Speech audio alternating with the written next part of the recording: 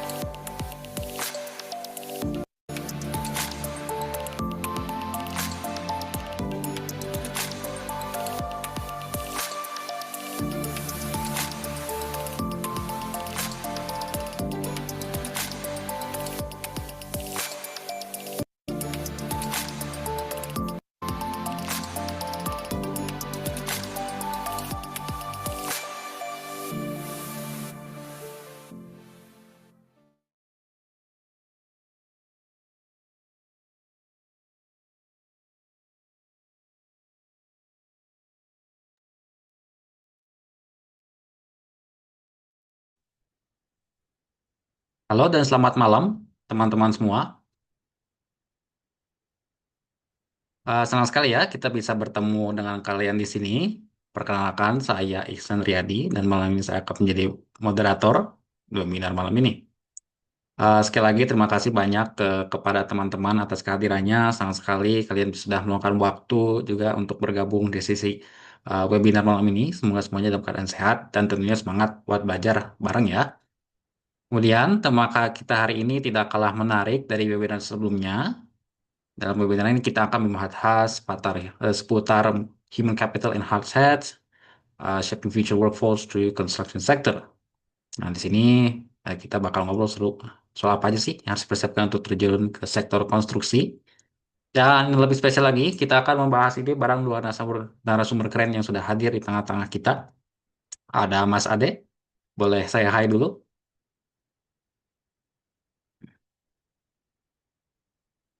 Dan juga ada Mas Agung, barangkali boleh saya hai dulu. Ya, terima kasih. Assalamualaikum warahmatullahi wabarakatuh. Selamat malam semuanya. Oke, terima kasih ya Mas Agung sudah hadir di tengah-tengah kita. Yang pastinya kedua narasumber keren ini akan berbagi insight menarik dan pengalaman inspiratif buat kita semua.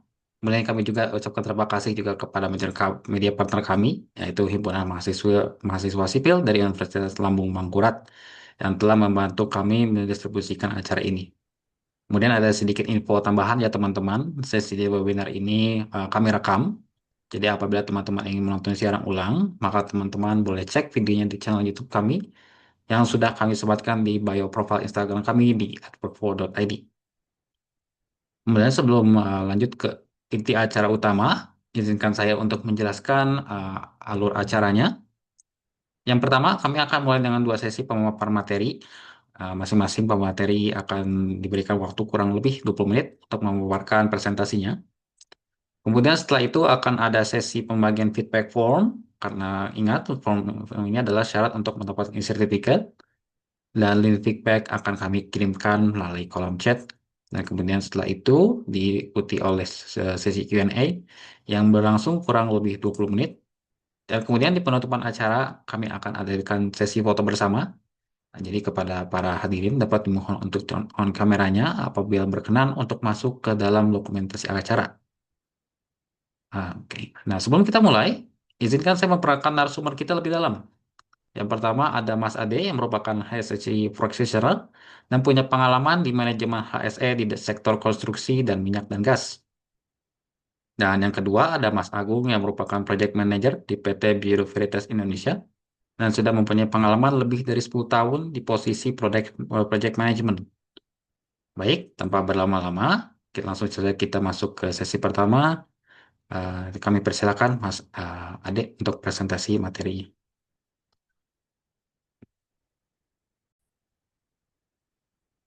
Oke, siap. Terima kasih Mas Ihsan. Untuk waktu. Ini sudah ini ya, sudah set ya. Ya, sudah saya share. Oke. Nah, oke, saya ucapkan lagi selamat malam rekan-rekan semua. Terima kasih sudah join. Tapi sebelum kita masuk ke materi, kayaknya enaknya kita ini on cam dulu. Bisa dibantu semuanya on cam?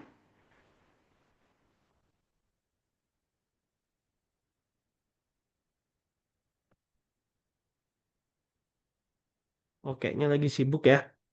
Nah, nggak terasa ya, besok Senin emang hari Minggu itu terasa lebih cepat. Tetap semangat hadapi rutinitas rutin. Semoga rezeki, kesempatan datang di waktu yang tepat.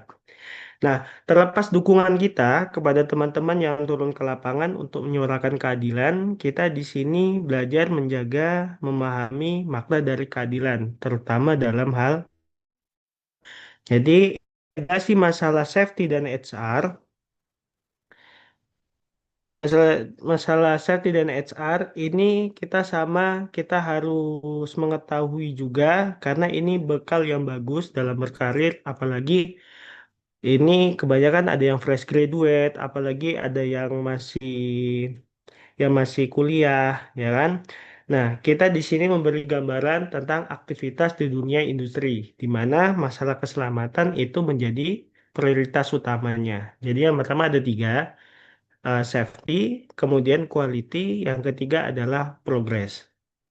Nah, sama di sini, pernah nggak sih dari kita itu sama-sama ngerasa, wah kalau safety itu hanya sebagai formalitas saja.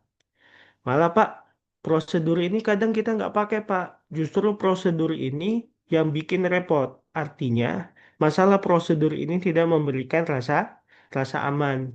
Jadi kalau pernah berarti kita jalan yang sama ya. Jalan-jalan orang tersesat. Nah, hari ini kita ngobrolin bagaimana kita membangun budaya keselamatan yang proaktif. Building a proactive safety culture. Jadi bukan hanya rules, tapi bagaimana membuatnya menjadi bagian dari cara kita bekerja. Nah, kita di sini nggak cuma ngobrol teori aja, nanti ada open discussion juga, tanya jawab di ending sesi. Jadi saya harap semuanya aktif. Kalau ada yang pengen ditanyakan atau dibahas, jangan sungkan. Kita semua di sini sama-sama belajar.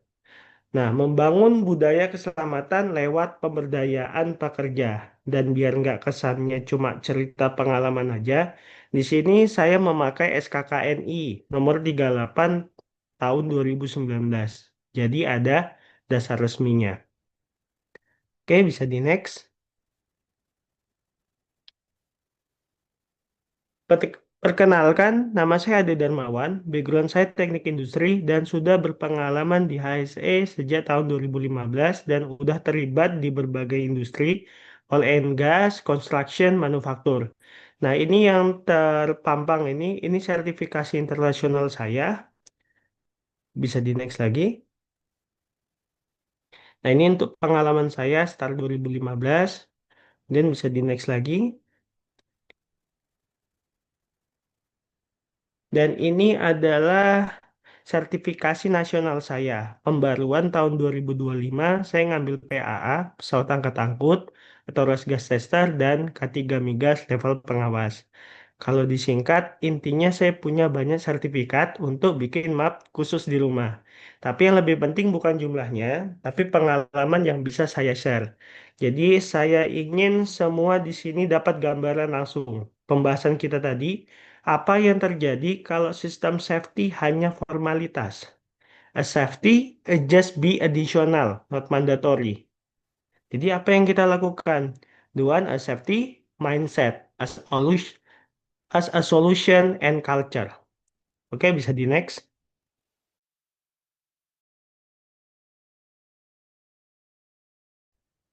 Nah, supaya lebih jelas dan official, ini SKKNI-nya, ini nggak apa-apa di foto.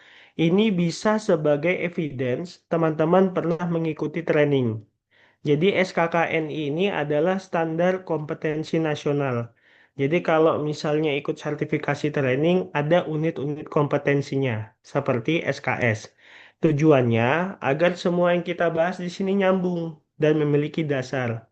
Jadi yang kita bahas bukan hanya sekedar peraturan yang dibuat-buat, tetapi ini sudah ada standarnya. Semoga waktunya sempat. Jadi ada empat hal dari SKKN ini. Yang pertama kita merancang induction dan training. Yang kedua kita mengelola komunikasi, mengawasi implementasi dan mengukur efektivitas program. Nah, empat pilar ini yang akan jadi empat pondasi training kita hari ini. Jadi kalau ada yang nanya, Pak, ini dasarnya gimana, Pak? Jawabannya sesuai dengan standarnya. Bisa di next. Nah, biar gampang ini saya kasih roadmapnya ya, biar nggak nyasar dan saya mencegah agar pembahasannya nggak kemana-mana.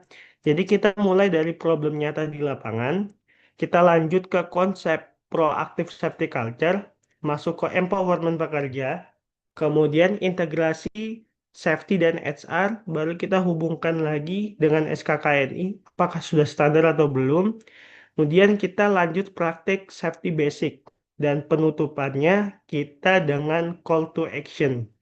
Jadi dari awal sampai akhir alurnya ini nyambung. Next. Nah, problem. Kita mulai dari problemnya dulu, ya kan? karena di lapangan tuh selalu banyak problem. Nah, tapi kita dituntut ya gimana solusinya? How we fix ya kan seputar itu. What a solution we can offer a company. Kita tuntut. Jadi gimana solusinya? Tapi kita harus tahu. We need to know, we need to identify what problem first. Salah satunya kita harus cari tahu which one is toxic. Mana yang toxic? Mana yang menghambat? Apakah dari manajemen? Apakah dari timnya atau leadernya? Atau safety-nya menghambat? Ada yang setuju safety-nya menghambat? Kalau ada yang setuju, kalau kita satu project langsung saya kasih surat cinta, Pak ya. Nah, jadi kebanyakan yang toxic ini adalah yang melanggar. Membenarkan hal yang salah, tidak membiasakan yang benar. Ini banyak terjadi di project-project, apalagi yang sudah berpengalaman. Wah, biar cepat Pak, biar cepat Pak. Seperti itu. Makanya kebijakan itu landasannya kesetaraan. Jadi kesetaraan itu berdasarkan safety, quality, dan progresnya. Oke, bisa di next. Nah, ini mohon tim moderator bisa play videonya dulu. Kita lihat sejauh mana safety ini diterapkan di project ini. Dan saya kasih disclaimer, ini sensitif video. Di sini saya ingin menjelaskan, kita bisa lihat satu langkah safety yang terlewat itu bisa menghentikan project, bahkan bisa ngambil nyawa. Masalahnya, banyak pekerja ini yang tidak berani speak up. Karena banyak dikira sok tahu, ya kan? Bisa di setel lagi dulu.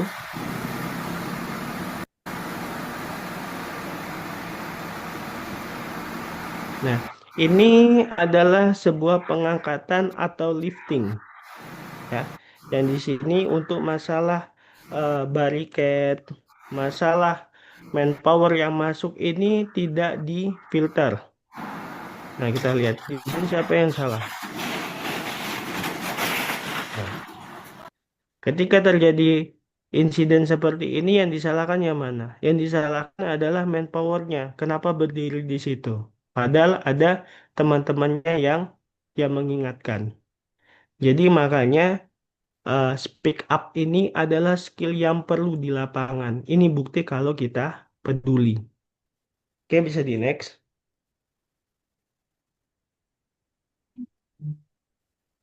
Nah, loh, langsung hilang. Nah, ini nyambung yang dari video tadi ya. Seringkali kita nunggu kejadian dulu baru action. Nah, ini reaktif. Jadi kita ini tidak boleh kita belajar dari kejadian.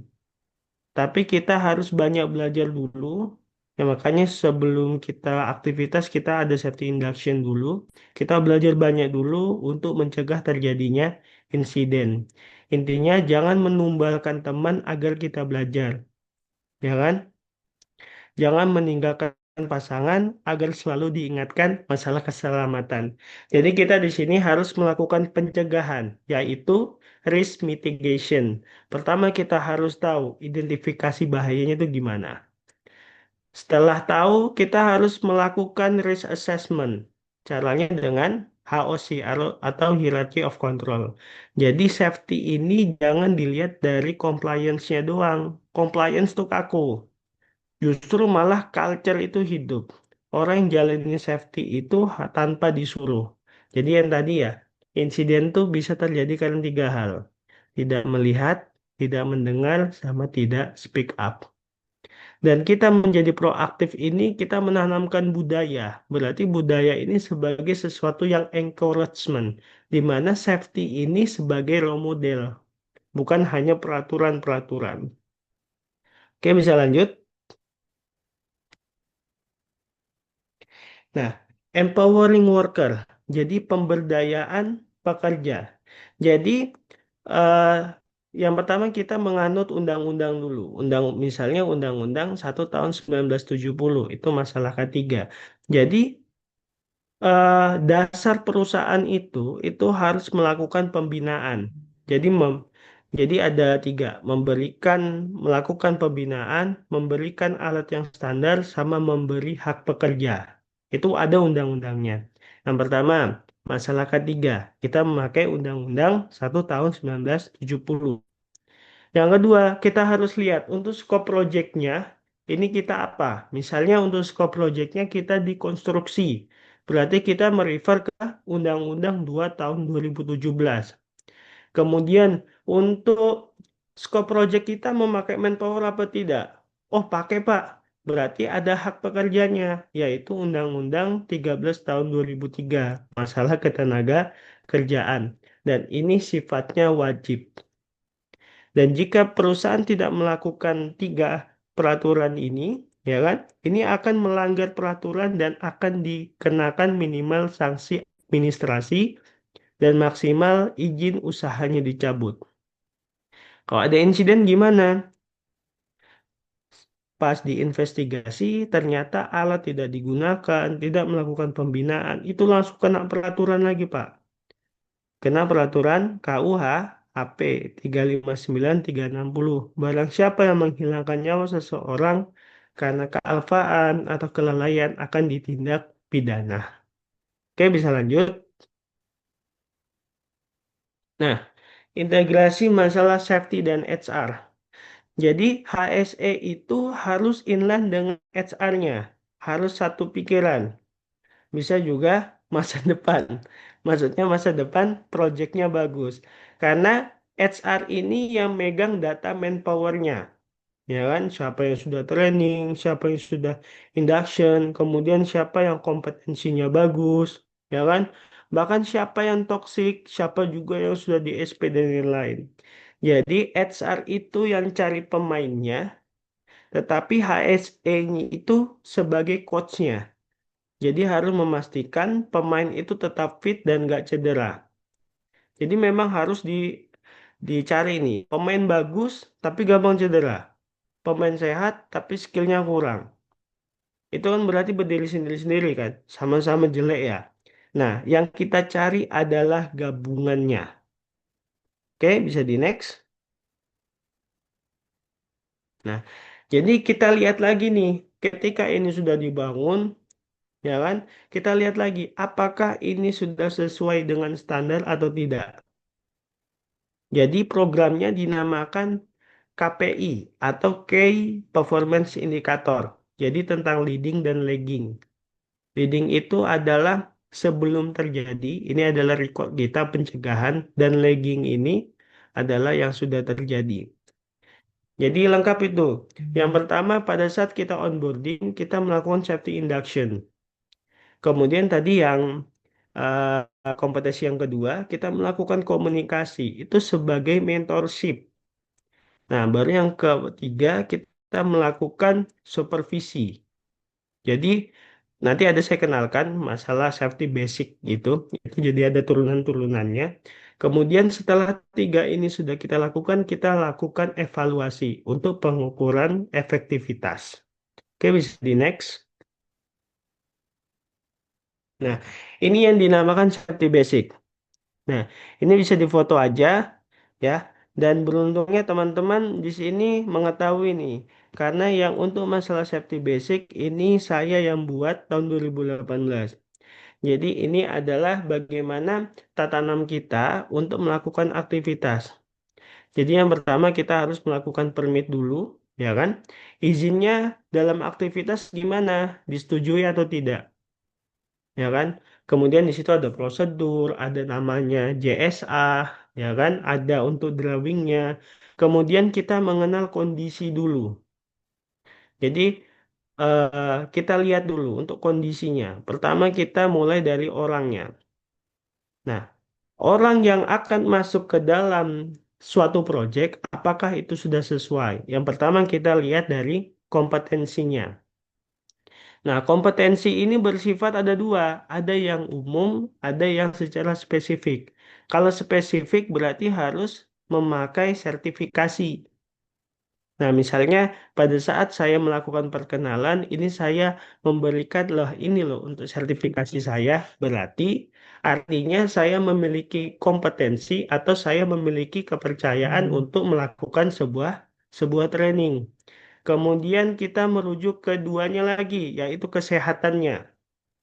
Percuma kompetensi bagus tapi suka cedera, sama seperti yang saya infokan tadi. Makanya sebelum memasuki proyek dipastikan sehat. Caranya gimana? Hasil MCU atau health diagnosanya itu seperti apa? Karena untuk masalah di proyek ini ya banyak ya penyakit-penyakit khususnya kayak misalnya angin duduk itu kan seperti serangan jantung ya. Makanya kalau misalnya kita melakukan aktivitas yang mempunyai resiko yang tinggi itu kita lakukan DCU atau daily check up. Kemudian ada lagi yang dinamakan BAC, blood,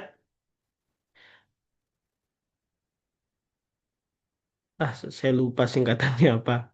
Itu masalah blood alkohol konsentrasi. Jadi untuk dalam menyetir atau misalnya kita melakukan pekerjaan itu harus 0% kita mengkonsumsi atau mengandung alkohol. Nah, yang ketiga adalah alat pelindung diri atau PPE. Jadi lengkap ya dari helm, kacamata, ada masker juga, ada glove juga, kemudian seragamnya atau wearpacknya, kemudian sepatu safety-nya seperti apa. Nah, yang kedua adalah environment. Jadi kita yang peduli bukan masalah manusia juga, lingkungannya juga. Jadi lingkungan itu sebelum, saat, dan sesudah kita melakukan housekeeping atau pembersihan, penyusunan, pemilahan, dan lain-lainnya. Kemudian kita harus memakai barrier atau barricade juga agar kita mengetahui spot-spot mana. Karena kalau konstruksi itu sifatnya aktivitasnya banyak, lahannya itu terbatas.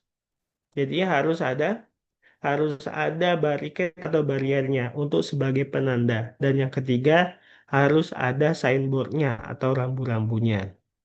Nah, orang sudah, kemudian untuk lingkungan sudah. Yang ketiga adalah alat atau equipmentnya. Jadi alat juga kita harus pastikan itu sudah berfungsi. Makanya sebelum kita memakai dilakukan inspeksi. Jadi inspeksi ada dua, inspeksi visual dulu, kemudian inspeksi masalah fungsional. Makanya biasanya ada tagging, tagging atau tanda-tanda itu. Itu artinya alat ini sudah siap digunakan, ya kan? Tanpa khawatir ada kerusakan di dalamnya. Yang ketiga baru kita melakukan aktivitas. Jadinya sebelum kita memulai aktivitas ini izin dan kondisi ini harus harus sudah approve dulu. Jangan justru aktivitas dilakukan. Izin dan kondisi ini malah menyesuaikan. Itu sudah salah sekali itu. Yang keempat adalah evaluasi. Ketika aktivitas kita ada kesalahan, kita bisa mengevaluasi. Makanya diwajibkan harus ada HSE atau supervisor yang in charge. Itu agar melakukan evaluasi. Kemudian yang kelima caranya adalah sosialisasi. Oke, bisa di next. Nah, ini pesan terakhir ya. Saya sederhana tapi penting. Jadi, safety ini bukan hanya soal bagaimana kita bisa survive sendiri, tetapi bagaimana kita bisa menjadi guardian bagi teman kita. Makanya tadi ada kepedulian. Jadi safety culture itu bukan hanya sesuatu yang muncul tiba-tiba, melainkan hasil yang bisa mengubah lingkungan kerja kita. Prosesnya dimulai dari hal kecil, ya kan? Itu think proses ya. Pertama kita melakukan think proses. Jadi kita belajar atau kita melakukan pembinaan mana tindakan yang benar, mana yang tindakan yang beresiko, ya kan? Jadi think proses ini akan mengubah suatu perilaku. Nah, kemudian dari think proses ini, dari proses berpikir yang bagus itu akan menjadi suatu suatu karakter, karakter yang akan apa ya? Atau kita sebutnya itu safety karakter. Jadi kita fokusnya dalam masalah pencegahan. Oh, kalau misalnya aktivitas ini, cara mencegahnya ini. Makanya harus ada standby prosedurnya. Nah, karakter yang bagus, karakter yang sesuai undang-undang, karakter sesuai dengan standar ini akan menjadi suatu kebiasaan. Kebiasaan ini yang dinamakan safety culture. Jadi safety culture yang bagus ini akan mengubah lingkungan. Jadi budaya itu sudah dibentuk. Lingkungan pun ikut berubah menjadi lebih aman, lebih sehat, lebih produktif. Mungkin itu aja yang bisa saya sampaikan. Nanti kita open discussion di sesi akhirnya. Dan harapan saya mudahan dari sini teman-teman lebih aktif lagi ya. Lebih aktif kemudian agar untuk pertanyaan-pertanyaan yang bisa diajukan langsung saya jawab pada saat itu juga. Mungkin itu aja yang bisa saya sampaikan. Saya kembalikan ke moderator. Saya tutup. Wassalamualaikum warahmatullahi wabarakatuh. Waalaikumsalam warahmatullahi wabarakatuh. Terima kasih ya Mas Ade atas pengobrolannya yang sangat insightful banget. Karena yang saya personally um, rangkum gitu kan. Karena yang saya lihat itu kebanyakan tentang hazard, identification, dan mitigation ya. Yang seperti ya yang pertama yang basic itu skill komunikasi yang wajib semua karyawan punya. Karena tidak ada kalau tidak ada punya skill mitigation ini bisa berujung ke masalahnya legal, kecelakaan dan lain-lain. Kemudian juga yang saya highlight juga adalah kompetensi yang penting juga selain komunikasi ada harus bisa surprising diri sendiri dan juga teman-teman karena ujung-ujungnya adalah sehingga terbentuknya safety culture yang baik gitu. Ya. Baik, terima kasih sekali lagi Mas Ade atas pemaparan yang sangat insightful banget. Sekarang kita akan lanjut ke pembicara kedua kepada Mas Agung. Kami persilahkan.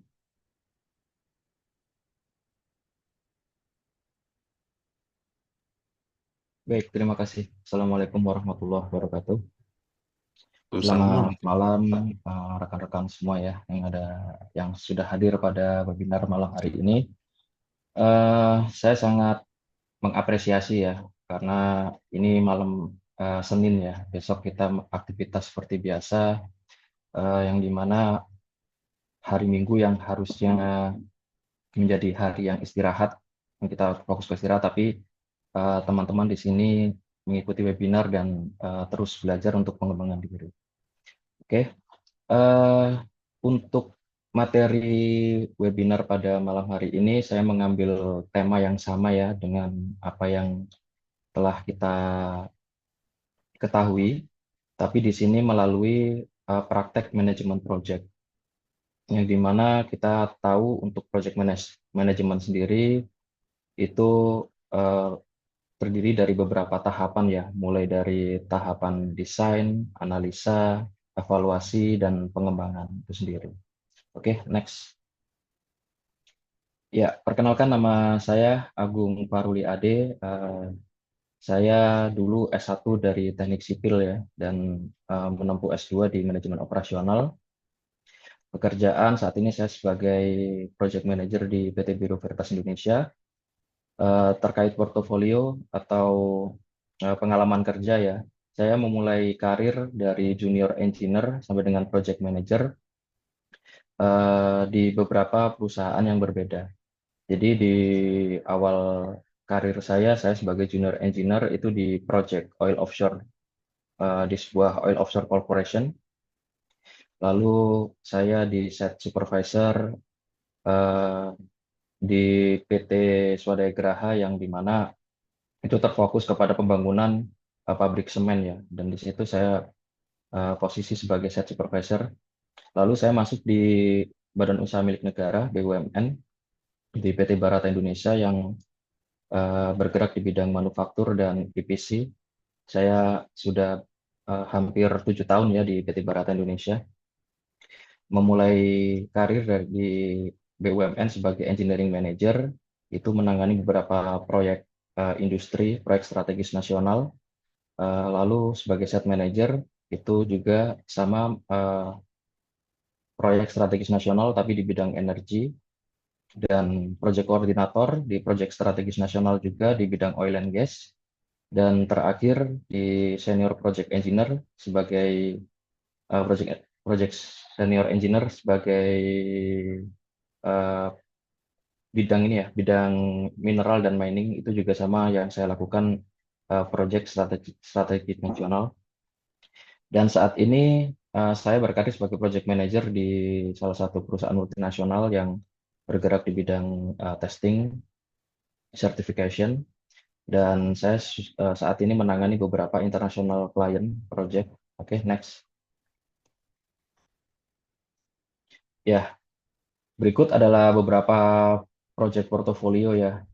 Ini adalah beberapa gambaran project yang pernah saya kerjakan, mulai dari project offshore, mulai dari project pembangunan pabrik semen, lalu ada beberapa PSN seperti pabrik garam, yang di sini ada pabrik garam, lalu pembangunan LPG tangki atau liquid petroleum gas itu di Kupang ya, sama di Bima.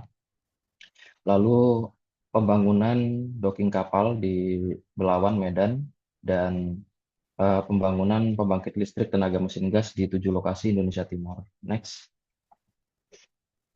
Dan ini juga masih dalam slide project portfolio.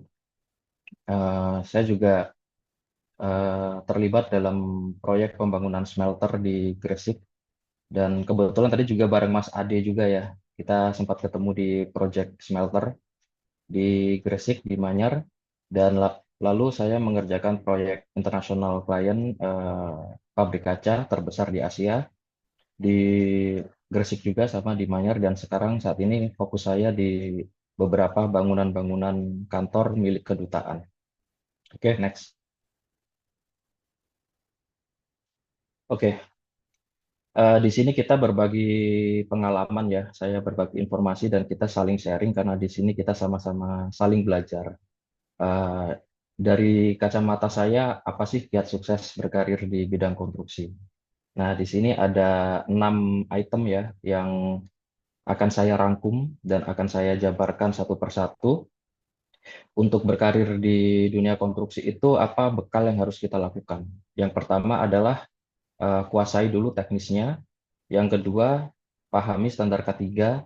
Yang ketiga, disiplin dan kerjasama. Yang keempat, komunikasi efektif. Yang kelima, memahami ilmu manajemen apabila ingin berkarir di project manajemennya. Dan yang terakhir yang tidak kalah penting adalah etika dan profesional kerja. Lalu apa aja sih definisi-definisi dari beberapa item ini? Next. Ya, yang pertama adalah kita menguasai teknis. Menguasai teknis di bidang konstruksi membutuhkan kombinasi antara belajar ya secara teori, secara pengalaman kerja di lapangan, dan pengembangan keterampilan praktis. Artinya apa? Kita di kampus sudah dibekali oleh teori, lalu kita kombinasikan dengan pengalaman lapangan, dan apa saja yang harus kita lakukan untuk menggapai pengalaman lapangan. Dengan kita mendengar, dengan kita melihat, dan kita mengimplementasikan itu juga sebagai pengalaman di lapangan. Itu juga bisa ada kaitan dengan pengembangan keterampilan kita secara praktis. Lalu untuk dasar ilmu konstruksi sendiri kita jadikan fondasi. Di gambar ini saya buatkan ilustrasi bahwasanya fondasi untuk bisa menguasai teknis adalah dimulai dari fondasinya dulu. Fondasinya adalah dasar ilmu konstruksi. Ilmu konstruksi itu apa aja? Biasanya kita di lapangan itu dibutuhkan ilmu tentang struktur, lalu tentang material. Jadi pencatatan material, kebutuhan material, sampai dengan controlling, monitoring, dan lain sebagainya. Lalu di lapangan apa saja yang dibutuhkan selain itu? Kita juga membutuhkan metode kerja. Jadi apapun pekerjaan kita, apapun yang akan kita lakukan, itu juga membutuhkan metode kerja. Karena ini ada kaitannya dengan apa yang akan kita lakukan dan bagaimana kita mengimplementasikan dan bagaimana tindakan pencegahan. Karena setiap pekerjaan yang dilakukan di bidang konstruksi itu ada kaitan dengan keselamatan kerja juga. Jadi untuk metode kerja itu biasanya kita koordinasi juga kepada HSE ya, karena terkait metode juga ada JSA-nya, Job Safety Analysis, seperti itu. Lalu kita eh, gambar kerja ya. Untuk gambar kerja sendiri, kita juga minimal harus mengetahui beberapa eh, inti dari gambar kerja itu ya. Mulai dari menjabarkan suatu gambar, memahami suatu kode, kode-kode pada gambar, itu biasanya kita juga harus belajar karena memang di dunia kuliah biasanya tidak diajari. Dan itu Ada beberapa kode yang memang hanya ada di dunia kerja. Jadi pentingnya kita belajar teori dan melihat atau terjun secara langsung di lapangan itu sangat penting. Lalu yang terakhir adalah mengetahui jenis pekerjaan.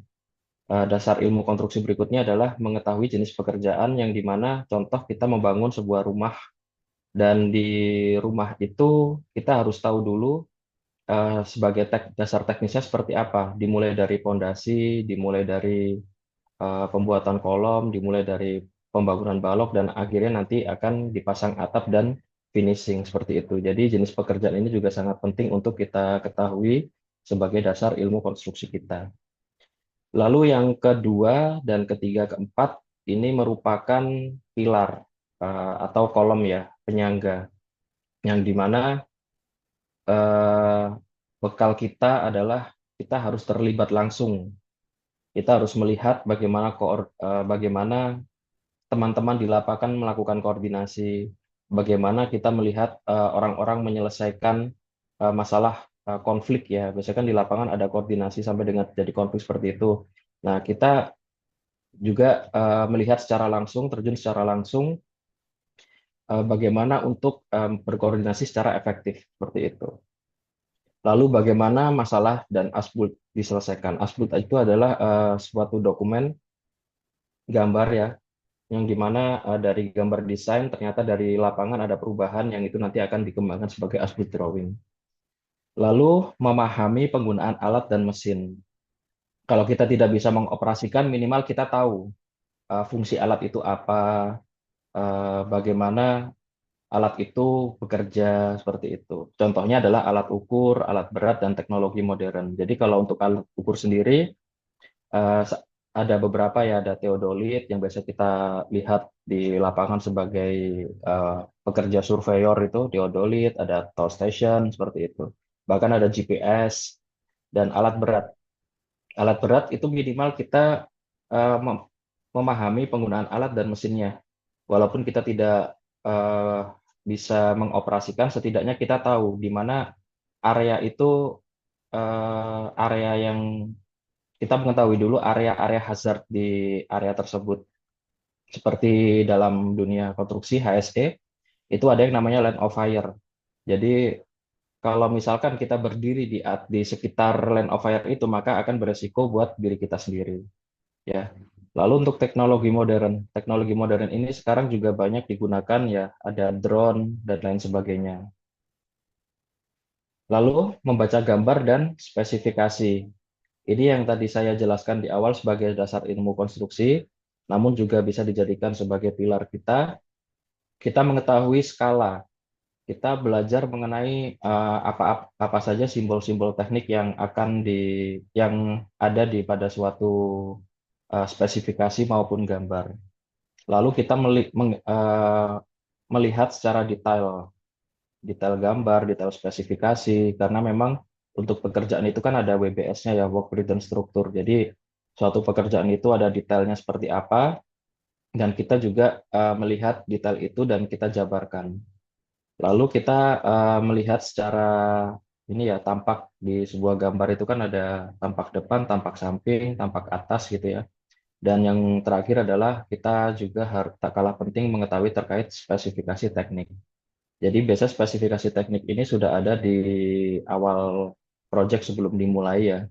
Jadi dari owner sudah menyusun sebuah spek teknik yang kadang tercantum pada bill of quantity atau juga terhadap spesifikasi teknis secara khusus gitu. Lalu belajar dari kesalahan. Kita di sini juga semua tak luput dari sebuah kesalahan yang harus tetap kita kembangkan. Jadi apa kesalahan itu bukan membuat kita menjadi down, melainkan menjadikan kita orang yang lebih kuat. Jadi dengan belajar dari kesalahan ini, apa yang kita lakukan? Kita catat apa kesalahan kita, kita ingat dan evaluasi dengan mentor. Jadi pemilihan mentor pada part ini sangat penting ya. Jadi untuk mentor sendiri juga kita usahakan cari mentor yang positif. Dan menjadi atap kita yaitu pengembangan diri. kita sudah mendapatkan dasar ilmu konstruksi, kita sudah mendapatkan ijazah S1 misalkan. Lalu untuk pengembangan diri itu sendiri, kita juga mungkin akan terus belajar mengikuti sebuah sertifikasi, training, webinar, eh, update terkait teknologi dan apa pengembangan diri secara komunikasi, secara pengembangan secara komunikasi gitu sendiri. Oke, next. Oke, berikut ada slide terkait bagaimana sih kita memahami standar K3. Sebenarnya untuk standar K3 itu sangat ini ya, sangat riskan. Bahkan bisa dijadikan safety adalah sebuah prioritas utama pada suatu pekerjaan.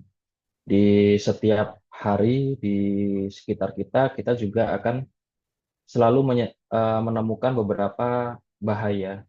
Kita jalan kaki, kita juga ada indikasi bahayanya.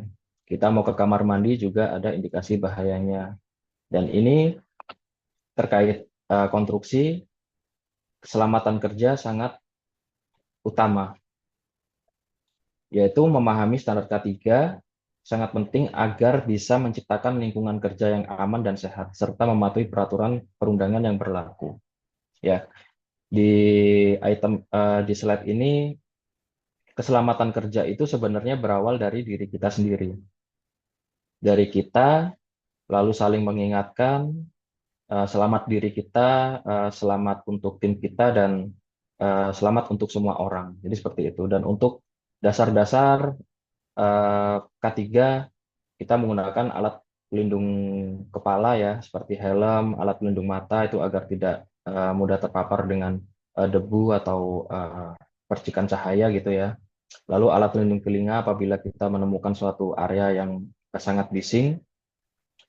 Lalu alat pelindung pernafasan itu untuk kita apabila memasuki area yang di situ minim oksigen ya, atau bisa dikatakan area confined space ya, area terbatas seperti itu. Lalu untuk alat pelindung tangan ini agar kita tidak lecet ya, karena memang di lapangan ini banyak barang yang panas atau mungkin banyak barang yang menyebabkan tangan kita menjadi luka. Lalu alat pelindung vest ini tujuannya apabila eh, nanti kita terjebak di satu ruangan yang gelap gitu, jadi kita bisa sangat mudah ditemukan gitu ya kan.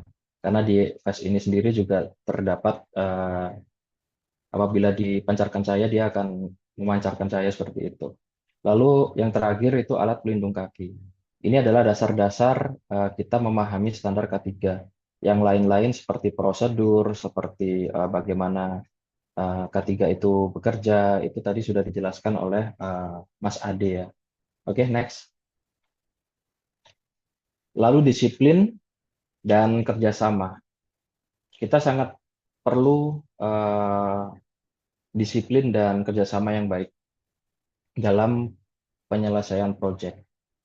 Dan kita bisa lihat di sini antara disiplin dan kerjasama merupakan hal yang penting ya untuk sukses dalam lingkungan kerja maupun kehidupan sehari-hari.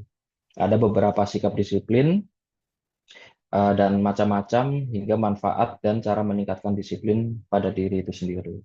Untuk sikap disiplin itu sendiri, macam-macam sikap disiplin itu disiplin dalam menggunakan waktu, disiplin dalam beribadah, disiplin dalam bersikap, dan untuk manfaat disiplin itu sendiri, kita meningkatkan keteraturan, tumbuhnya kemandirian, tumbuhnya rasa percaya diri, menumbuhkan ketenangan, dan tumbuhnya kepedulian.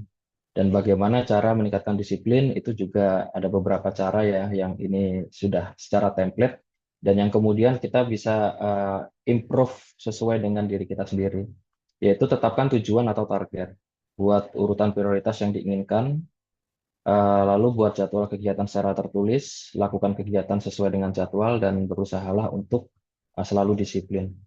Jadi apapun yang kita lakukan di sini untuk disiplin itu yang kita butuhkan adalah sebuah konsistensi. Jadi eh, apabila semua sudah kita terapkan tapi kita tidak konsisten, maka eh, itu akan sia-sia seperti itu. Oke, next. Ya, lalu dalam dunia project management juga komunikasi yang efektif ini sangat penting ya. Komunikasi yang baik bukan hanya soal kita berbicara, tapi juga kita bagaimana kita mendengarkan, memahami dan merespon dengan tepat. Ada 5 cara yang menurut kacamata saya agar komunikasi ini menjadi efektif. Yang pertama adalah pahami tujuan komunikasi.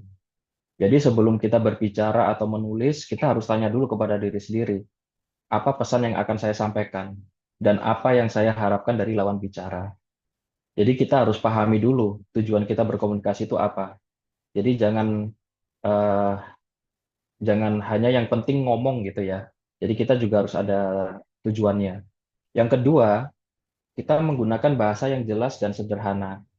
Nah, di lapangan ini kita banyak bertemu dengan banyak orang, mulai dari banyak orang dan dari berbagai daerah, dari berbagai suku, bahkan dari luar negeri. Jadi kita hindari kalimat yang berbelit-belit. Kita berkomunikasi dengan mandor, berkomunikasi dengan tukang, kita berkomunikasi dengan para ekspatriat ya, orang luar negeri yang bekerja di sini, atau mungkin berkomunikasi dengan tim kita sendiri. Nah, yang pertama adalah hindari kalimat yang berbelit-belit, di mana kita untuk komunikasi kita nggak mau kan kalimatnya muter-muter itu aja seperti itu ya. Jadi hindari kalimat yang berbelit-belit. Kalau bisa 7 poin, tapi bahasanya jelas dan sederhana sehingga mudah dipahami oleh beberapa pihak seperti itu. Lalu yang kedua, sesuaikan bahasa dengan lawan bicara. Jadi di sini kita lihat dulu lawan bicara kita. Kita eh, berbahasa secara formalkah atau kita lagi ngobrol santai atau kita lagi ngomongin secara teknis atau dan lain-lain gitu ya. Kalau memang kita berkomunikasi secara formal ya kita gunakan bahasa itu secara formal. Lalu apabila kita sedang diskusi santai ya kita komunikasi secara santai dan secara teknis seperti itu. Lalu yang ketiga, hindari istilah yang tidak dipahami semua orang. Ada beberapa di sini contoh kita bicara tentang standar struktur ke tukang. Nah, tukang ini kan juga kadang-kadang tidak mengerti istilah-istilah tersebut. Jadi kalau bisa kita pahami dulu siapa lawan bicara kita dan kita gunakan bahasa yang sederhana itu tadi, sehingga semua orang bisa mengerti apa yang akan kita sampaikan. Seperti itu. Lalu dengarkan secara aktif atau active listening. Jangan memotong pembicaraan orang lain. Ini adalah bagian dari sebuah etika yang dimana komunikasi yang efektif itu ada kaitan dengan etika yang baik ya. Jadi dengan tidak memotong pembicaraan ke orang lain, lalu yang kedua menunjukkan bahwa kita ini mendengarkan. Jadi kita berikan respon kepada mereka, kita anggukkan kepala atau memberi tanggapan singkat, iya atau saya paham, seperti itu. Lalu yang ketiga, sebagai bentuk respect terhadap lawan bicara kita, kita ulangi inti pembicaraan untuk memastikan bahwasanya kita ini sudah mengerti apa yang disampaikan. Seperti itu. Lalu yang keempat, gunakan nada suara yang sesuai. Yang pertama, nada terlalu tinggi bisa terkesan marah. Kita di sini bicara masalah proyek yang dimana orangnya ini sangat banyak ya. Orangnya dari berbagai daerah, dari berbagai suku, dari berbagai ajaran atau lingkungan masing-masing. Jadi tidak semua orang mengerti apa yang maksud sesuai dengan nada suara kita. Apabila kita terlalu tinggi bisa terkesan marah. Jika terlalu pelan bisa membuat orang tidak fokus. Jadi yang kita lakukan apa? Kita gunakan nada yang tenang, jelas, dan sopan. Dan yang pastinya nada itu adalah sebuah bahasa yang sederhana ya, yang tidak berbelit-belit seperti yang tadi di poin nomor 2. Yang kelima, empati. Kita memahami perasaan dan sudut pandang orang lain. Ini ada dua ya, kita tempatkan kita di posisi mereka. Yang kedua, jangan langsung menghakimi atau menyalahkan. Jadi kita harus eh, mendengar dari beberapa orang ya. Jadi kalau misalkan kita melihat suatu kesalahan, kita tidak hanya terfokus ke kesalahan itu gitu, tapi kita mencarikan solusinya seperti itu. Oke, next. Ya, ini memahami ilmu manajemen ya. Untuk memahami ilmu manajemen proyek berarti belajar bagaimana kita merencanakan, menjalankan, menyelesaikan suatu proyek dengan efisien dan tepat waktu. Apa yang kita siapkan untuk memahami ilmu manajemen proyek itu ada dua. Project adalah tentang technical skill, tentang budgeting, scheduling, dokumentasi. Lalu untuk manajemen tentang people skill, yaitu tentang leading, motivasi, mendengarkan dan empati gitu ya.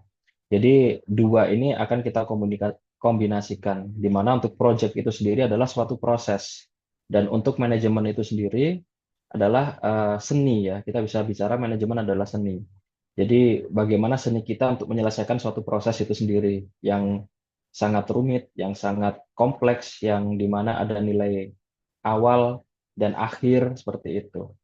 Lalu untuk prosesnya sendiri, kita melakukan improvisasi. Improvisasi di sini adalah bagaimana kita merencanakan, bagaimana kita mengembangkan ide, bagaimana kita melakukan atau acts doing ya, eh, terkait dengan mengevaluasi suatu pekerjaan yang sudah kita rancang, bagaimana kualitinya dan bagaimana jumlahnya atau kuantitinya, dan untuk improvement sendiri ini adalah memiliki target yaitu adalah sebuah hasil. Lalu untuk hasil itu sendiri kita jadikan pilar di sini strategi, manajemen, dan leadership menjadikan fondasi utama di dalam ilmu manajemen. Lalu untuk pilarnya sendiri adalah scope, time, cost, resource, performance, dan value. Dan untuk pilar ini sendiri, kita juga harus memahami scope, durasi, scope pekerjaan kita apa saja, durasinya berapa lama, lalu kita memanage bagaimana cost-nya atau budgetnya, lalu kita sourcing manpower seperti itu, dan kita mengimplementasikan sebuah performance dan akhirnya value atau nilai tambah ya. Oke, dan untuk technical, market, dan financial risk management itu ada kaitannya dengan eh, project management juga, yang dimana tugas seorang manajemen di sini adalah mengorganize secara people ya. Jadi kesuksesan project itu juga keberhasilan suatu struktur organisasi, yang dimana di sini kita bisa sama-sama tahu project don't success on spec alone, they success on people. Jadi untuk project ini sendiri tidak hanya sukses berdasarkan spesifikasi saja, tapi proyek ini akan sukses berdasarkan manusianya. Oke, next. Ya, dan ini adalah yang terakhir ya, etika dan profesionalisme. Untuk menjadi seorang profesional yang beretika, dan profesional bukan hanya soal keahlian teknis, tapi juga soal sikap, perilaku, dan nilai-nilai moral yang dijunjung tinggi dalam setiap tindakan, terutama di lingkungan kerja. Ada 4 item orang disebut dengan etika yang baik, yaitu orang yang jujur, adil, dan bertanggung jawab.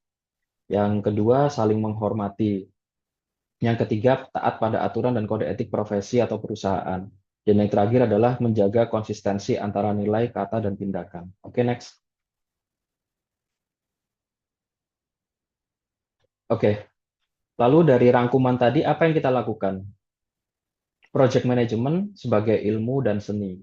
Sebuah hal yang kita implementasikan, proyek agar efektif dan efisien. Yang kita pelajari, learning, adalah ilmu tentang teknis. Jadi ilmu teknis itu penting, tapi pemahaman kondisi lapangan jauh lebih penting dari itu. Lalu belajar menyusun timeline, mengatur tenaga kerja, dan menyelesaikan masalah dengan cepat. Yang ketiga, upgrade skill, komunikasi, teknis, dan lain-lain melalui beberapa banyak cara ya. Bisa mengikuti webinar atau sertifikasi dan lain sebagainya. Dan apa yang kita lakukan? Kita untuk terjun ke dunia project, khususnya bagi teman-teman yang fresh graduate yang ingin terjun di dunia project itu ya, kita harus banyak tanya ke senior. Mereka itu memiliki pengalaman yang sangat tinggi ya, jam terbangnya juga tinggi seperti itu. Jadi kita banyak tanya ke senior, dan yang terpenting adalah senior yang positif ya. Dalam hal ini bukan kita kita harus tentukan dulu mentor kita yang baik gitu. Yang kedua, kita terkait dengan etika tadi, yang kita lakukan adalah kita harus jujur, bertanggung jawab, dan dapat diandalkan. Yang ketiga, untuk masuk ke dunia proyek, kita jangan pilih-pilih proyek. Apapun proyek itu pasti ada ilmunya. Yang keempat, etos kerja yang kuat dan percaya diri. Dan yang terakhir, kesadaran kepentingan keselamatan kerja. Untuk networking, kita harus tentukan mentor. Untuk masuk di dunia kerja, sebagai networking, kita tentukan mentor kita, dan lalu membangun relasi positif karena banyak ya sekarang kita kita dimudahkan dengan berbagai teknologi ya seperti LinkedIn. Nah, mungkin bisa kita manfaatkan untuk LinkedIn itu sebagai kita membangun relasi yang positif. Untuk sukses sendiri juga dari kacamata saya ya, yang pertama jangan lupakan Tuhan, jangan lupakan keluarga atau orang tua, dan yang ketiga adalah kita harus bersikap secara dinamis, mengingat kondisi negara, kondisi dunia, ekonomi global, ini kan sangat dinamis sekali.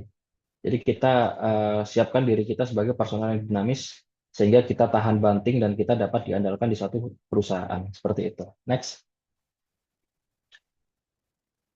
Lalu ini adalah satu gambaran keberhasilan organisasi proyek.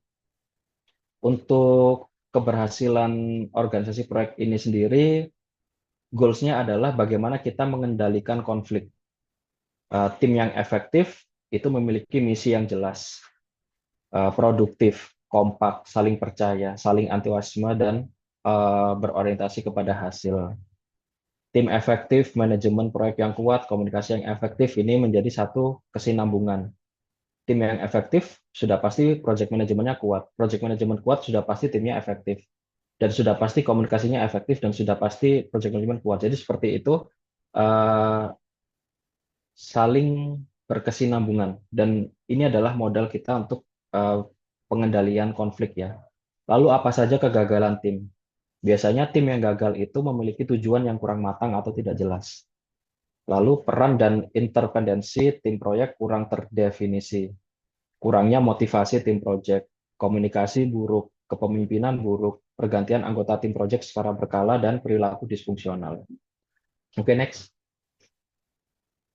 Dan ini adalah beberapa masalah yang dimana untuk teknis sendiri ada tiga ya, skup, biaya, dan waktu. Untuk skup biasanya yang terjadi di proyek itu adalah pekerjaan yang tidak jelas, meleset dari cakupan yang diinginkan. Jadi dari secara skup ini sudah kadang-kadang tidak jelas gitu. Kita bisa lihat dari gambar dengan BOQ terkadang tidak sama. Jadi seperti itu. Dan ini yang diperlukan adalah komunikasi itu sendiri. Dan yang kedua adalah biaya. Sangat wajar biasanya dalam proyek itu pembengkakan biaya karena faktor yang tidak terdefinisi seperti itu. Dan yang terakhir adalah masalah waktu. Penyelesaian proyek akan lebih lama dari waktu yang telah ditentukan. Lalu untuk non teknis itu sendiri biasanya dari orang itu sendiri, yaitu dari komunikasinya. Mungkin entah komunikasinya yang bagus atau komunikasinya yang buruk seperti itu. Lalu adanya konflik kepentingan, seperti halnya korupsi dan lain sebagainya. Lalu yang ketiga tentang kualifikasi pegawai, yang dimana orang yang tidak punya pengalaman di bidang itu tiba-tiba di tiba-tiba di hire untuk eh, masuk ke posisi itu. Dan di sini eh, HR juga sangat penting ya untuk menseleksi terkait beberapa problem-problem ini di lapangan. Jadi ada kaitan dengan HR juga ini. Lalu untuk lain-lain, biasanya gejolak politik, kondisi ekonomi, dan faktor cuaca juga menjadikan proyek itu delay atau gagal. Jadi semua masalah ini adalah masalah tentang proyek itu delay atau gagal. Oke, next. Oke, ini salah satu contoh ya, cacat dan kegagalan produk secara umum. Jadi ada beberapa masalah yang timbul di lapangan. Jadi ini ada kaitan dengan quality, ada kaitan dengan teknis, ada kaitan dengan time and cost kayak gitu. Jadi untuk beberapa masalah-masalah ini mulai dari keropos beton, mulai dari cacat retak rambut, lalu material yang korosi dan eh, apa namanya pengecoran yang tidak sesuai atau jarak-jarak besi yang terpasang tidak sesuai dengan gambar dan robohnya suatu bangunan atau mungkin bangunan itu mangkrak gitu ya. Dan apa yang biasanya terjadi di sini Biasanya mengapa ini bisa terjadi dan bagaimana dampaknya dan bagaimana penyelesaiannya dan bagaimana pencegahannya. Itulah yang jadi tantangan kita di dunia project management. Oke, next. Oke, untuk kegagalan proyek sendiri, antara scope, waktu, dan biaya ini saling mempengaruhi, di mana ada beberapa faktor kegagalan. Sebagai contoh, perencanaan tidak matang dan studi kelayakan lemah. Apa dampaknya? Biasanya berdampak pada pembengkakan biaya atau kegagalan manfaat. Yang kedua, sengketa dan pembebasan lahan yang berlarut-larut. Dampaknya adalah penundaan berlarut hingga proyek mangkrak. Yang ketiga, masalah teknis dan dan kualitas konstruksi. Ini memiliki dampak kerusakan, bangunan runtuh, atau terkait dengan keselamatan sekitar ya. Dan kurang integrasi dan aksesibilitas terkait faktor kegagalan, ini memiliki dampak infrastruktur kurang dimanfaatkan. Jadi banyak contoh-contohnya ya. Dan yang terakhir, korupsi dan penyalahgunaan anggaran. Ini berdampak pada proyek gagal hingga kerugian negara. Jadi untuk faktor kegagalan ini sendiri, dampak-dampaknya juga sudah banyak yang kita lihat seperti halnya proyek-proyek yang mangkrak gitu ya, kayak proyek Hambalang gitu dan lain-lain. Oke, next. Ya, di sini ada dua jenis ya, project management secara sukses ataupun gagal. Jadi kalau apabila project management itu sukses, seorang manajer proyek yang terlatih dan disegani memiliki wewenang dan akuntabilitas yang tepat, dikelilingi oleh anggota tim yang terampil, dapat diandalkan, bertanggung jawab dan terlatih, dan dapat menjadikan suatu proyek berhasil. Bagaimana kalau gagal? Biasanya kekurangan staf, perencanaan yang buruk, pelaksanaan yang buruk, dan lain sebagainya. Lalu apa yang kita lakukan? Ini sangat penting ya apabila kita sudah di proses project management, yaitu membuat tim menjadi nyaman sehingga lingkungan akan produktif, memberikan penghargaan, memberikan teladan atau teladan yang baik, membangun kepercayaan, membuat tim merasa didengar, nyata dan dihargai, menghargai keberagaman dan tanggap apabila terjadi konflik. Oke, next. Ya, mungkin itu dari saya dan uh, nanti akan diadakan sesi tanya jawab dan saya kembalikan ke moderator. Terima kasih. Wassalamualaikum warahmatullahi wabarakatuh. Waalaikumsalam warahmatullahi wabarakatuh. Terima kasih banyak Mas Agung atas pemaparannya yang sangat-sangat komplit sekali. Yang saya tangkap tadi berawal dari penguasaan apa ya, teknisnya seperti pembelajaran teori ya, yang basicnya, kemudian diikuti oleh pengalaman lapangan dan juga ada juga yang penting adalah keterampilan praktisnya ya. Itu kan seiring juga dengan apa sering terjatuh apa turun ke lapangan ada juga pengalaman pertama. Kemudian juga saya yang sudah saya tangkap tadi memahami standar keselamatan juga harus dipahami lagi. Kemudian komunikasi yang baik itu seperti apa, seperti harus bisa mendengar, memahami dan menjawab respons situasi yang tepat ini. Kemudian juga diikuti oleh pemahaman ilmu manajemen proyek. Dan yang terakhir pastinya adalah tetap harus beretika dan profesional saat bekerja. Oke, Em, sekali lagi terima kasih Mas Agung atas pemaparan yang sangat lengkap. Baik, sebelum masuk ke sesi Q&A, izinkan kami dari pihak Perfor untuk menjelaskan apa sih Perfor itu dan apa saja layanannya. Oke,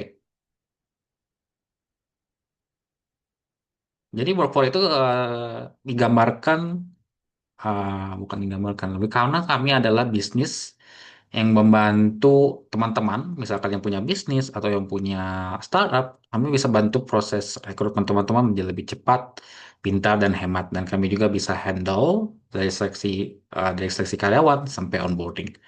Ya, jadi kalau teman-teman punya ini bisnis, tinggal teman-teman fokus pada pembangunan bisnis saja. Nah, yang HR akan kami yang handle ya. Nah, kemudian prinsip-prinsip corporate yang kami rasa ada tiga. Yang kita asal kami selalu menghadirkan layanan prima. Kemudian kami juga berkomitmen penuh karena kami pikir adalah untuk membangun kepercayaan itu penting dalam hal bisnis. Dan mungkin juga yang ketiga adalah kita pelayanannya itu dengan approach berbasis data ya. Jadi ini tidak asal-asalan kita misalkan menghadirkan suatu seorang kandidat untuk di perusahaan itu dengan bukan dengan intuitif mencari karyawannya, tapi kita menggunakan berbasis data. Kemudian layanan lainnya untuk teman-teman yang punya bisnis, kami bisa bantu riset pasar kerja. Kemudian juga kita bisa bantu pembersihan database. Dan kemudian kami menghadirkan kegiatan coaching dan mentoring untuk mahasiswa yang masih aktif dan baru lulus ya. Untuk teman-teman, kami juga menghadirkan layanan pelatihan CV and LinkedIn Profile, sesi one on one ya. Kemudian juga kami hadirkan latihan wawancara kerja kemudian ketika teman-teman masih apa ya, masih gugup, atau kita masih takut dengan pertanyaan apa yang muncul saat wawancara, kami bisa bantu teman-teman untuk menjadi lebih percaya diri ya ketika menghadapi wawancara yang sesungguhnya. Kemudian kalau teman-teman yang masih apa ya masih bingung dengan apa sih dengan jurusan saya ini apakah cocok untuk pekerjaan ini. Nah, kita punya programnya disebutnya kami sebut Career Discovery Mentoring Program. Karena yang program untuk dirancang untuk mengenal diri sendiri. Jadi sehingga teman-teman tuh lebih tahu karir mana sih yang tepat. Kemudian kalau teman-teman yang pengen aspirasi jadi recruiter, kami punya sesi coaching buat itu. Kita akan latih teman-teman untuk memahami teknik wawancara situasional dan behavioral event interview. Dan tentunya melalui penerapan metode STAR. Kemudian diikuti lagi untuk misalkan teman-teman untuk persiapan korporat, untuk di office work. Kami menghadirkan juga mentoring untuk Excel, bisa mulai dari pivot table, pembuatan grafik, chart, kemudian simple dashboard untuk kepentingan presentasi teman-teman misalkan ke manajemen, ke manajer, atau ke atasan dan sebagainya ya. Kemudian juga kami bisa bantu teman-teman untuk belajar tentang cara sih gimana sih untuk riset pasar gitu kan, terutama untuk kebutuhan bisnis, untuk kebutuhan perusahaan, dan kemudian in the end tentu pengambil keputusan. Baik, sekian saja presentasi dari kami. Kalau ada pertanyaan tentang layanan kami, bisa hubungi kami di 0821 9780035 atau di Instagram kami di @workfor atau workfor.id. Baik, kepada para peserta yang kami hormati, izinkan kami untuk membagikan link feedback form yang akan kami sematkan di kolom chat. Karena akan kami ingatkan kembali lagi bahwa pengisian feedback form ini merupakan syarat untuk mendapatkan e-certificate. Jadi jangan lupa untuk mengisinya setelah sesi ini selesai ya. Baik, langsung saja sesi Q&A. Buat teman-teman apabila ada pertanyaan, silahkan bisa taruh pertanyaan di kolom chat atau langsung tanyakan lewat mic.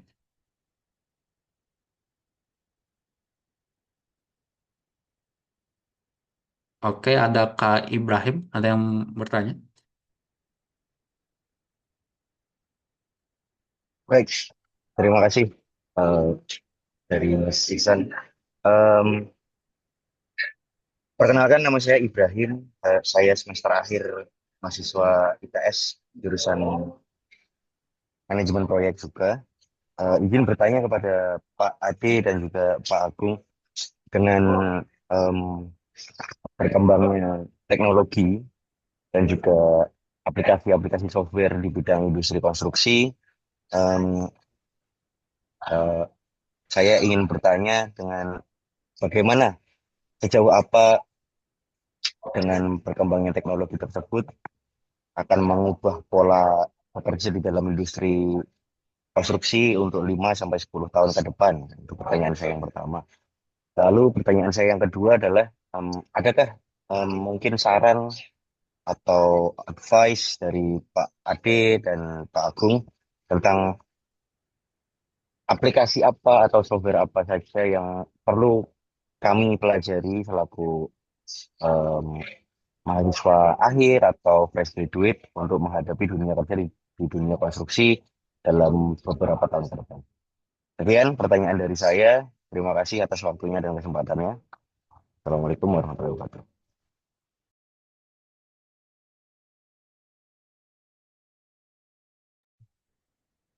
Baik, gimana?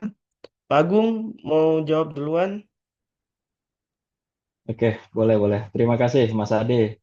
Ya, Nanti kalau kurang kita bisa saling nambahin ya. ya Oke, nggak apa-apa. pertanyaan yang sangat menarik ya terkait dinamika dunia konstruksi. Tadi juga saya jelaskan di slide akhir. Jadi di slide akhir itu bekal yang sangat penting apabila kita ingin sukses ada tiga. Yang pertama, jangan lupakan Tuhan. Yang kedua, jangan lupakan orang tua, dan yang ketiga menjadi sebuah personal yang dinamis. Ya, dinamis ini dalam artian apa? Kita mengikuti perkembangan teknologi, perkembangan dinamika terkait mungkin politik ya, politik atau mungkin dinamika terkait ekonomi global, terkait teknologi itu sendiri. Biasanya untuk dunia proyek saat ini kita sudah berfokus kepada BIM ya. Jadi untuk eh, apa saja yang perlu disiapkan adalah ilmu terkait software ya. Software itu sendiri adalah ya tetap kita gunakan AutoCAD, BIM, lalu ada juga terkait dengan project management itu sendiri seperti Primavera, seperti Microsoft Project atau tools-tools project management yang lain seperti CPM dan lain sebagainya. Itu tetap kita gunakan sebagai acuan kita untuk masuk ke dunia konstruksi atau project management itu sendiri. Dan untuk saran saya, bagaimana sih agar kita bisa terjun di dunia itu, tapi kita belum punya modal yang cukup gitu ya. Belum punya modal yang cukup. Kita belum paham terkait BIM, kita belum paham terkait eh, AutoCAD dan lain sebagainya, atau pengoperasian software yang lain. Untuk masuk di dunia konstruksi, itu kita harus terfokus kepada apa posisi yang kita minati terlebih dahulu. Kita minat di dunia apa dulu? Kita minat di engineering, kita minat di supervisor, kita minat sebagai dokumen kontrol atau mungkin logistik dan lain sebagainya. Kita masuk dulu di apa yang kita punya dulu. Kita suka di lapangan, berarti saya harus jadi supervisor dulu. Kita masuk dulu di situ sambil kita belajar ke bidang teknik atau bidang project management. Itu mengikuti karena kita di situ banyak teman nantinya. Banyak mentor-mentor yang siap membantu kita seperti itu. Jadi mungkin itu jawaban dari saya ya. Mungkin bisa ditambahkan sama Pak Ade gitu sendiri. Terima kasih Pak. Mas Ibrahim ya, terima kasih atas pertanyaannya yang sangat luar biasa. Oke. Oke, saya izin nambahin ya, Mas Ibrahim. Jadi yang pertama, tadi saya sudah setuju ya, yang disampaikan sama Mas Agung juga. Jadi yang pertanyaan pertama tadi itu bagaimana teknologi membantu kita untuk 5 sampai 10 tahun mendatang ya. Nah, jadi yang pertama, kita ini harus memaknai yang teknologi apa.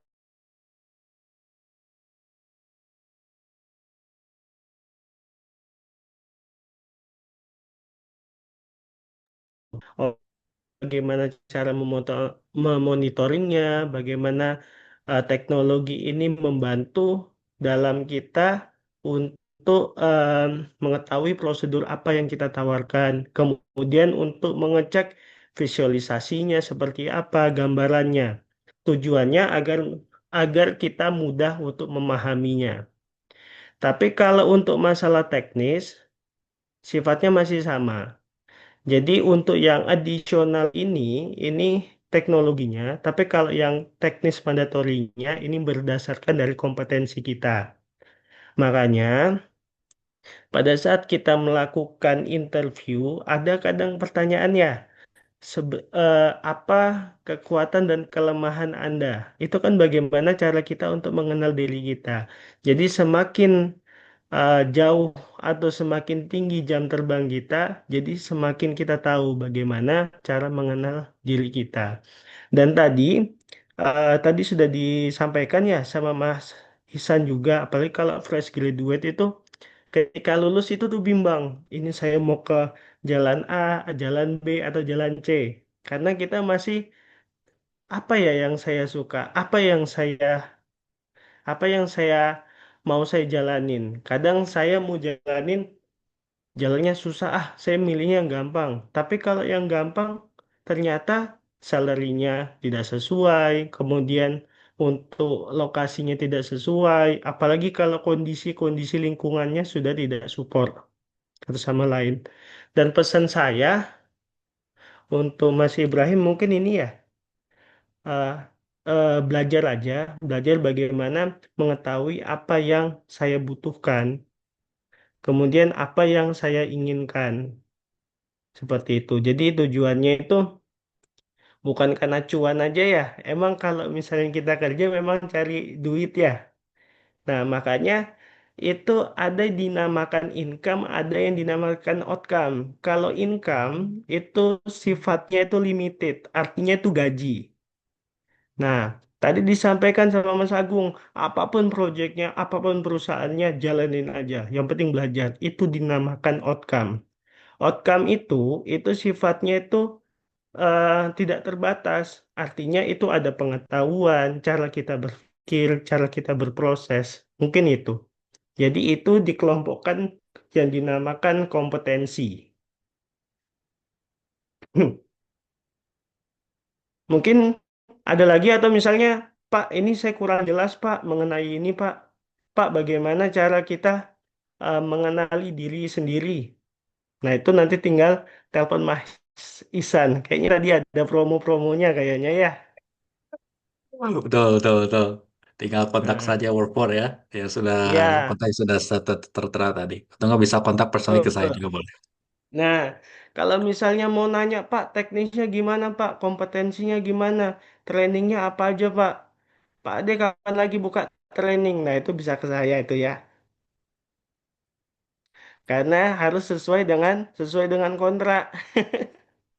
Kalau Mas yang di sini saya cuma memaparkan masalah yang umum-umum aja. Kalau secara teknis yang benar-benar SKKNI, tapi di sini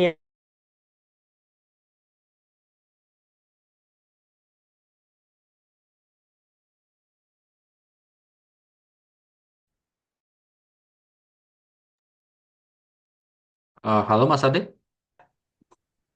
ya, Oh halo. tadi tadi agak terputus. Sekarang udah aman.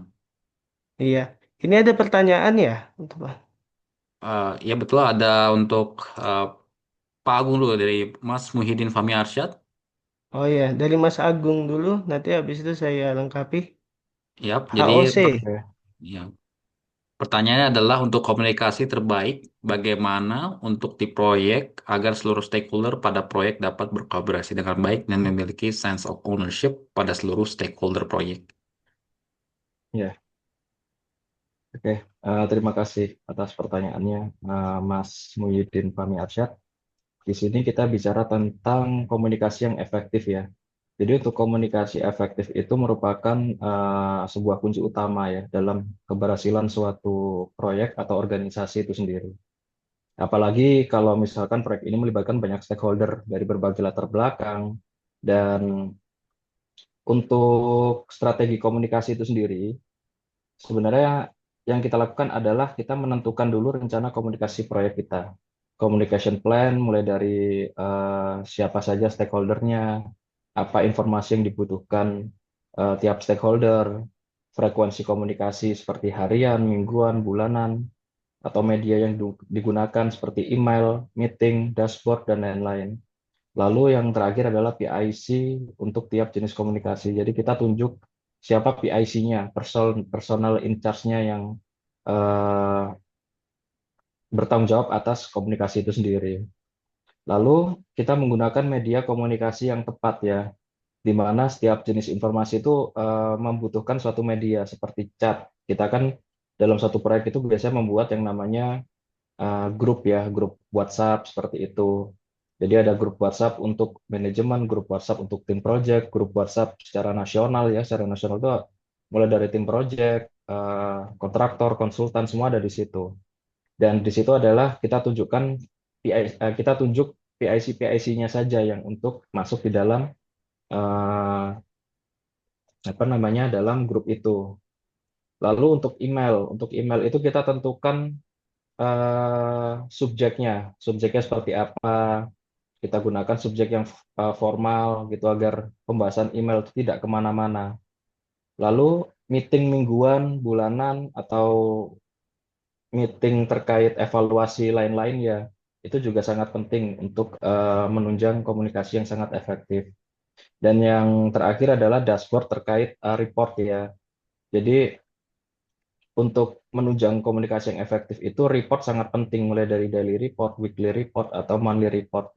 Jadi untuk pemberian report sendiri itu kepada stakeholder itu merupakan level yang level-level eksekutif seperti itu.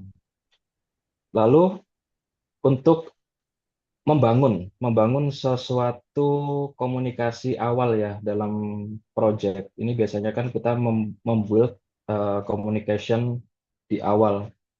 Itu kita lakukan yang namanya kick off meeting.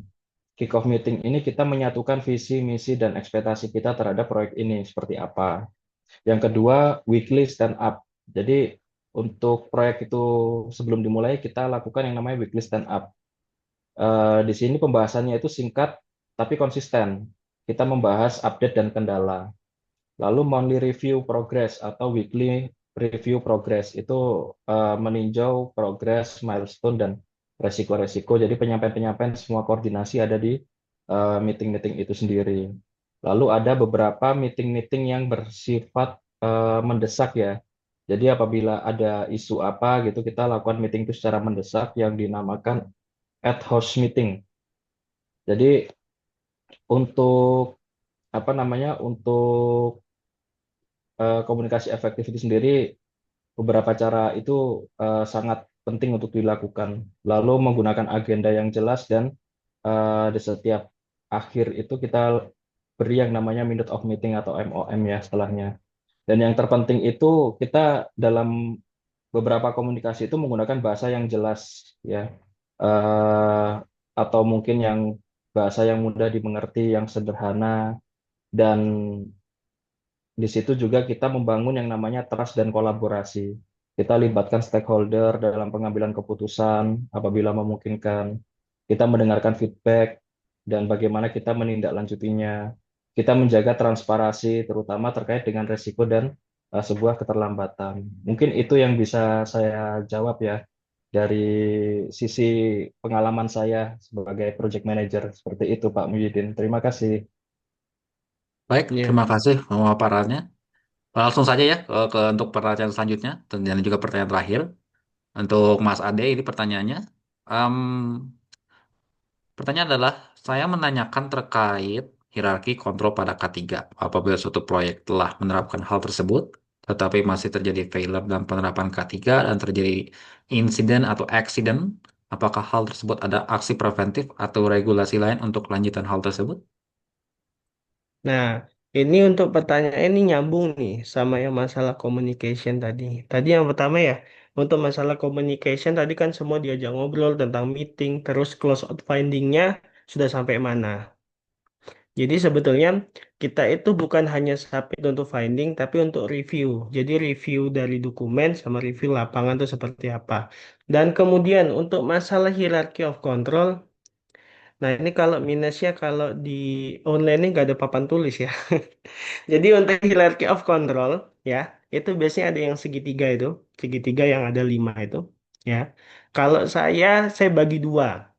Jadi yang pertama ada yang mengatur masalah untuk alat, kemudian untuk progres itu ada eliminasi, substitusi sama engineering.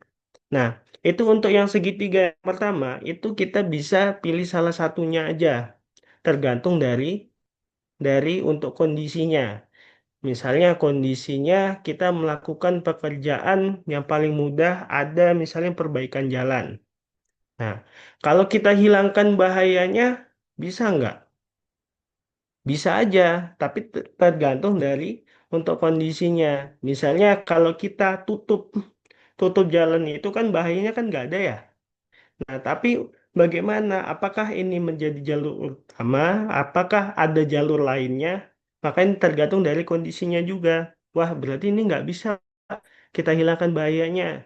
Kemudian kita pakai yang dinamakan ada substitusi atau mengganti metodenya. Kalau ganti metodenya, kita lihat jam ini jam sibuknya dari jam berapa ya? Misalkan jam 7 pagi sampai jam 7 malam. Berarti untuk metodenya mulai dari jam 7 malam sampai jam 6 pagi. Nah, bisa atau enggak? Kalau bisa berarti kita sampai substitusi aja. Nggak perlu sampai engineering. Wah, Pak, ini ternyata, Pak, jalan ini jalan satu-satunya, Pak. Jadi benar-benar nggak bisa ditutup. Baru kita beralihnya ke engineering. Engineering ini adalah penambahan. Misalnya, apa? kita kasih barricade atau kita kasih signboard, kemudian kita kasih banksman atau signalman. Nah, bahayanya itu ada, tapi untuk kemungkinannya itu berkurang. Nah, baru yang keempat ada administrasi itu kayak safety induction training, kemudian yang terakhir itu adalah APD. Administrasi sama APD ini sifatnya di bawah engineering, tapi sifatnya itu mandatory. Artinya, ini harus dipakai semua. Safety induction wajib, training wajib, kemudian untuk APD-nya wajib. Lalu bagaimana penerapan K3 untuk mencegah insiden? Nah, jadi ya, tadi sudah saya sampaikan. Yang pertama kita harus melakukan risk mitigation. Pertama kita harus tahu identifikasi hazard. Bahayanya tuh apa sih? Jadi kita kan harus tahu nih, aktivitasnya misalnya bekerja di ketinggian.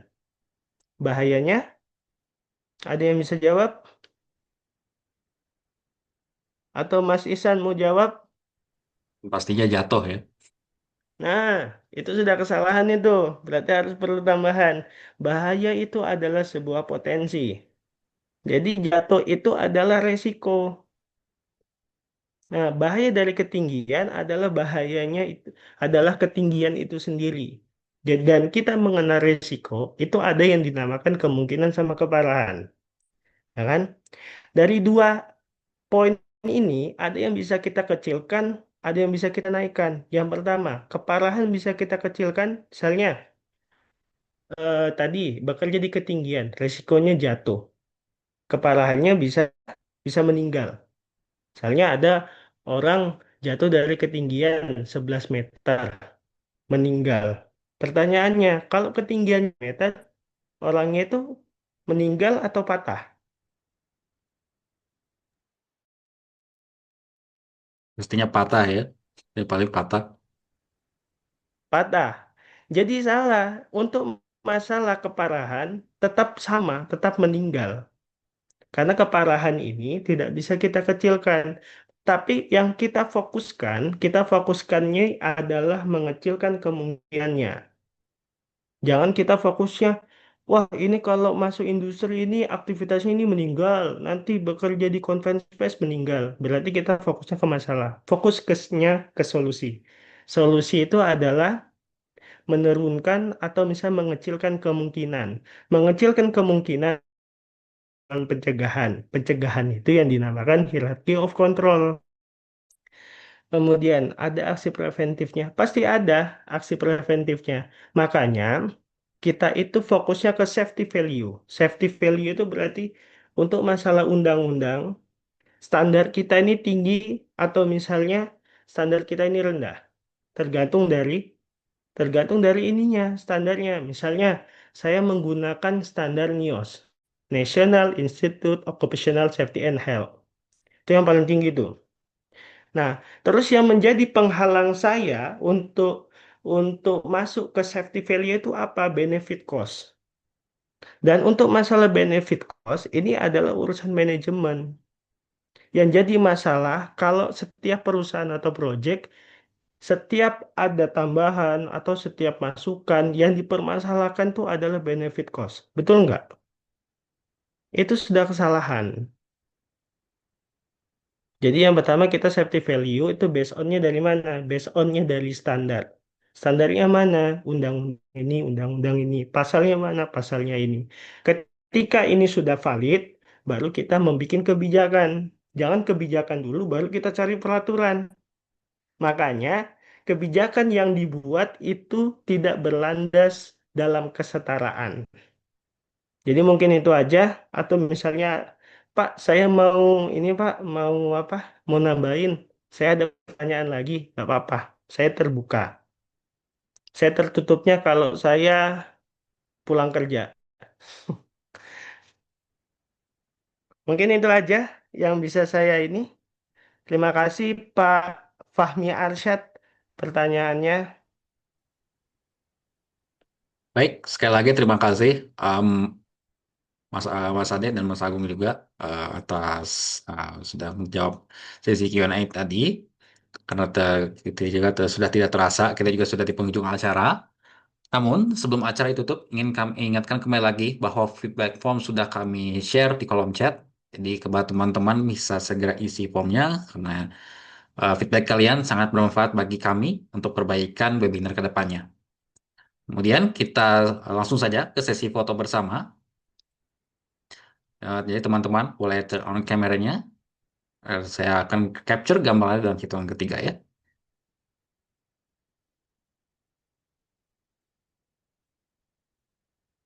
Baik, sebentar. Satu, dua, tiga. Kalau gaya Oke. K3 begini sih. Oke. Kalau foto gaya K3 tuh begini banget itu. Karena Oke. hari ini, ya, karena hari ini ya, apa trainernya dari K3, saya request gaya boleh ya? Boleh kita sekali lagi ya kalau begitu. Ya begini ya. Sebentar.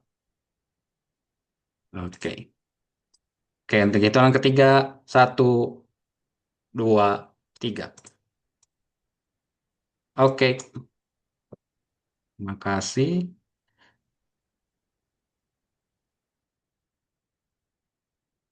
Baik, sekali lagi terima kasih banyak ke Mas Ade dan Mas Agung atas pemaparan yang sangat insightful banget untuk malam kali ini. Sama misalnya dari Workforce sangat apresiasi. Kemudian juga untuk teman-teman yang sudah bergabung secara antusias dari awal hingga akhir. Jangan lupa apabila pertanyaan lebih lanjut mengenai layanan kami boleh langsung saja chat personally kepada saya atau misalkan chat ke nomor bisnis yang sudah tertera di presentasi tadi. Baik, sampai jumpa di webinar berikutnya. Untuk para peserta sudah diperbolehkan untuk meninggalkan roomnya. Terima kasih semuanya. Selamat malam. Selamat Ya, malam. malam Assalamualaikum Mas warahmatullahi Isan, terima wabarakatuh. kasih. Ya, terima kasih.